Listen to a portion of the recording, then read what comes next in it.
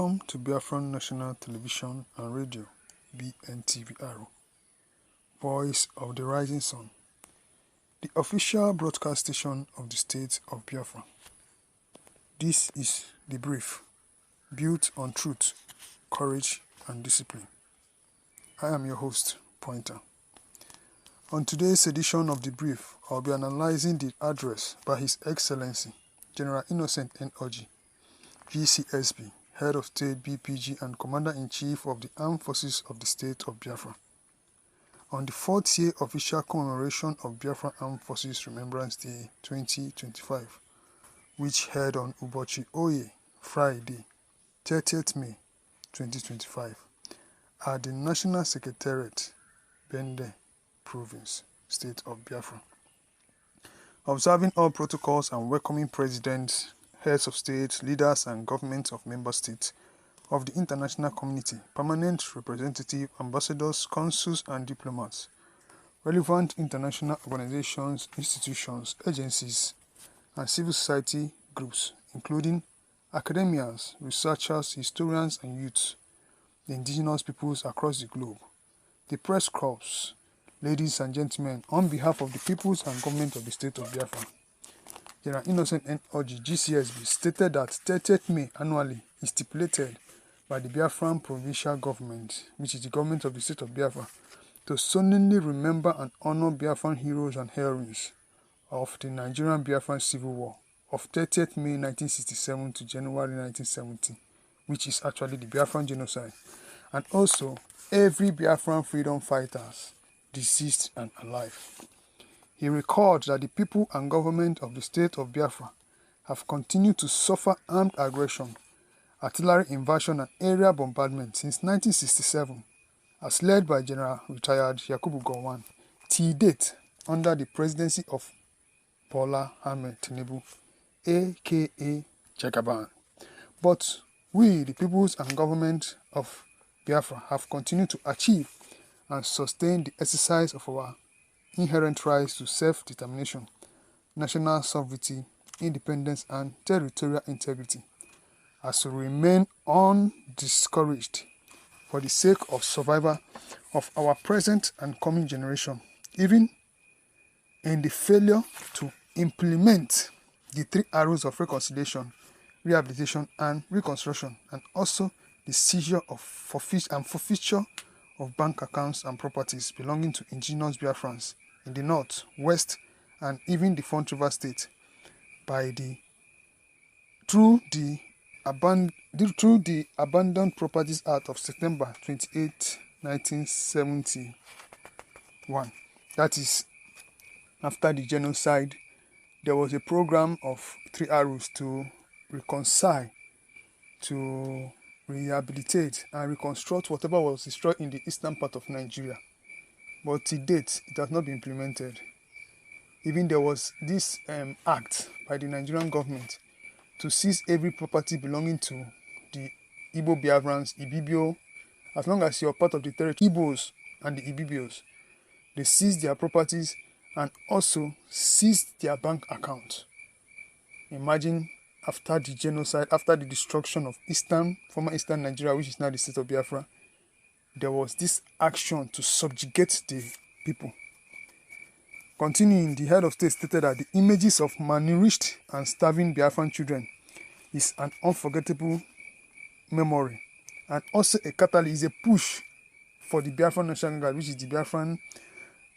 the restored armed forces of the state of Biafra, and to never allow such crime against humanity to occur again. While he urged every Biafran to take advantage of surviving such genocide, even after the genocide, even after seizing properties and bank accounts, the Igbo Biafrans has always been able to achieve and sustain freedom, growth, and development of the 31 provinces, including the national provincial capital, Letu Eda, of the state of Biafra. He called for the formal inclusion, recognition, compensation and reparation of the Biafran genocide of 1967-70 by the International Record of War Genocide, and further inquiry into the public exposure by French doctor Bernard Kocher He's a co-founder of Doctors Without Borders, because after the war, there was a lot of reintegration and implementation of issues of people. Doctors Without Borders was actually found after Biafran genocide. So French Dr. Bernard Kocher was able to expose the fact that the Nigerian government and the International Committee of Red Cross were actually complicit. They were partial to the people of Biafra during the war. That is the blockade, the starvation. It was actually pointing the finger that the Nigerian government and the Red Cross were in complicit behavior. They knew what they were doing just to frustrate the people of Biafra. And also, the rejection by the United Nations Commissioner for Refugees, UNCHR, then, which is Prince Sadruddin Aga Khan, after meeting confidentially with representatives of the Biafran government on 9th November 1967, he refused to help Biafran refugees because the United Nations High Commissioner for Refugees, the organization of the United Nations High Commissioner for Refugees, is supposed to help refugees during conflict and war. But this particular Prince Sadruddin Aga Khan refused to help the people of Biafra. But immediately after the war, he conspired with General Retired Yakubu Gowon to force Biafran children, that is, Biafran children who were lost, whose parents were killed, who were evacuated to Gabon and Ivory Coast, to be safe.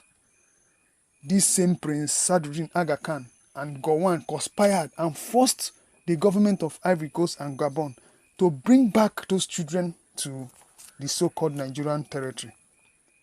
Even when the government of Ivory Coast and Gabon refused, that they prefer those children to grow up in Gabon and Ivory Coast, to be able to develop themselves, not under the forced occupation.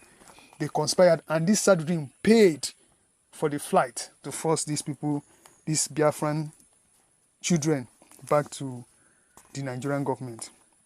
His Excellency General Innocent N. ORJI, GCSB, reminded all of the origination of the development of smallpox. The smallpox vaccine that is adopted by the World Health Organization was actually developed from the people of Biafra during the genocide.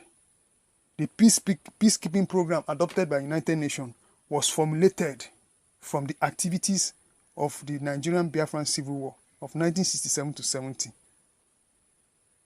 The existence of aid agencies and coordination during conflict and emergency was originated and formulated from the government, from the peoples and the government of the state of Biafra in 1967 during the occurrence during that civil war. Imagine the smallpox vaccine, the United Nations peacekeeping effort, and the origination of aid agencies was during the Biafran genocide, which you can call the Nigerian Biafran Civil War of 1967 to 70.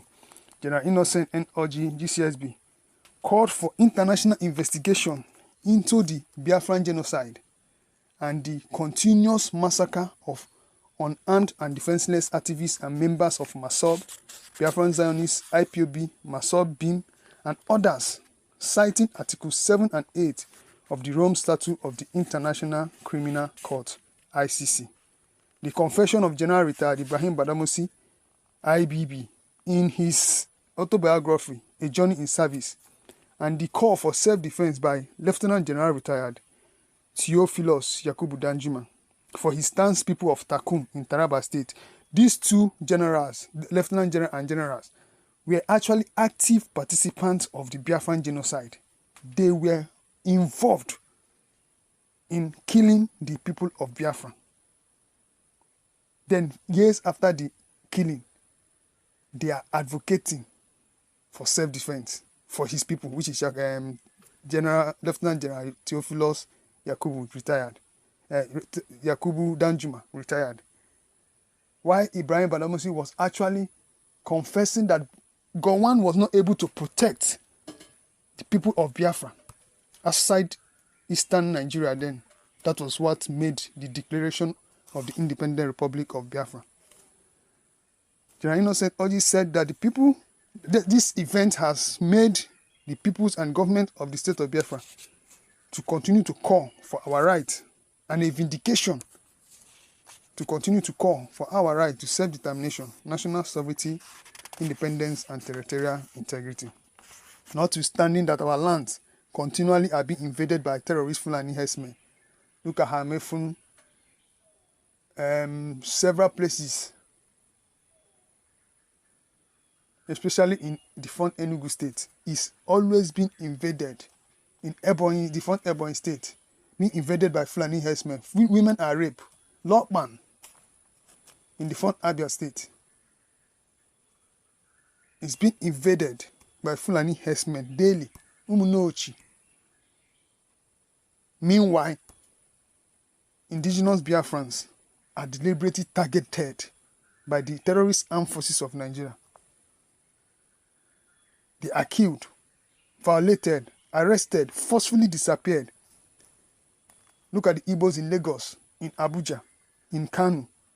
Their properties are being destroyed. Their businesses evicted illegally. Meanwhile, the defunct governor of the former Eastern region, Senator Hope Uzodinma of Imo State and Professor Chukwuma Soludo of Anambra State are busy dancing and campaigning in 2025 for an election that will happen in 2027 solely for the occupying Nigerian president Bola Ahmed Tinubu, aka Jagaban. Meanwhile, their people are crying. The people they call their people, those whom they supposedly govern, are crying for peace and justice. What a sad event. The head of state, BPG, and commander-in-chief of the armed forces of the state of Biafra informed the peoples of Biafra of this conspiracy, lies, and deception of Prince Otto Eze of Ukpo in Dunukofia district, Oka province, state of Biafra, and his company, Atlas Oranto Petroleum, in siphoning crude oil in the Font River State at the detriment of indigenous Biafrans since the regime of General Retired Ibrahim Badamasi Babangida to date. Otto Eze have been exhibiting myopic and mental slavery, campaigning for Buhari, now he's campaigning for Tinubu, just for the sake of stealing crude oil for his selfish interest. The defunct governors of Southeast and Nigeria and the likes of Otto Eze have remained silent while indigenous Biafrans are targeted for killing. You see Biafrans demonstrating and raising Biafra flag, they are shot to kill. Meanwhile, Boko Haram terrorists, bandits, they have meeting with them, give them amnesty, and even recruit them into the Nigerian military. He revealed that the Biafran Supreme Military Council will continue to consolidate on the Biafran military civil converge in the development of agriculture, water, housing, community healthcare, education, microfinance, self-defense, and peace building, in the aim to strengthen the development and ability of every indigene and resident of the state of Biafra to meet their basic needs and live a life of dignity. The Biafran Supreme Military Council of Administration rejected the proposal for the renaming of 30th May Biafran Armed Forces Remembrance Day to Igbo Heroes Day, and also the participation in Nigerian government-organized elections in territories of the former Eastern Nigeria, now the state of Biafra. General Innocent N. ORJI, GCSB, on behalf of the peoples and government of the state of Biafra, specially complimented the President of the Patriotic Movement for Safeguard and Restoration, Head of State of Burkina Faso, His Excellency, Captain Ibrahim Traore, welcoming him and Burkinabes, the people of Burkina Faso, to the Arusi Aru territories, the recovered, conquered, and ruled territories, where they could call home and be in solidarity with the peoples and government of the state of Biafra.